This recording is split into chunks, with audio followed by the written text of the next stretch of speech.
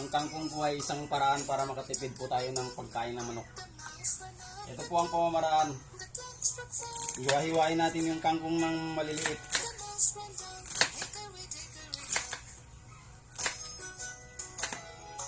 Pagkatapos po niyan mga kaibigan,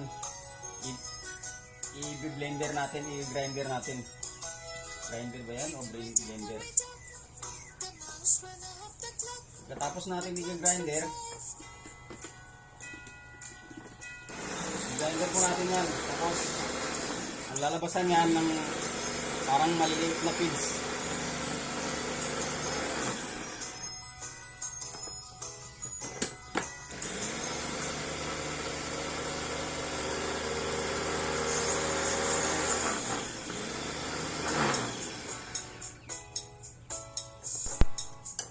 O, ito na po mga kaibigan ng kinalalabasan ng kangkong na ginray natin.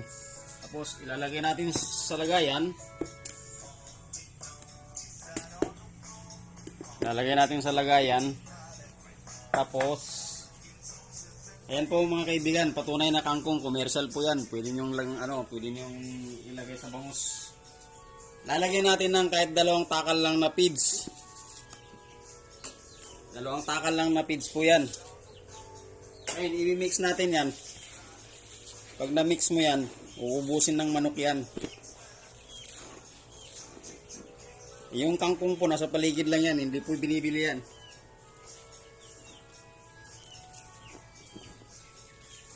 Pag na-mix natin yan, ipapakain natin sa manok. Uubusin ng manok yan.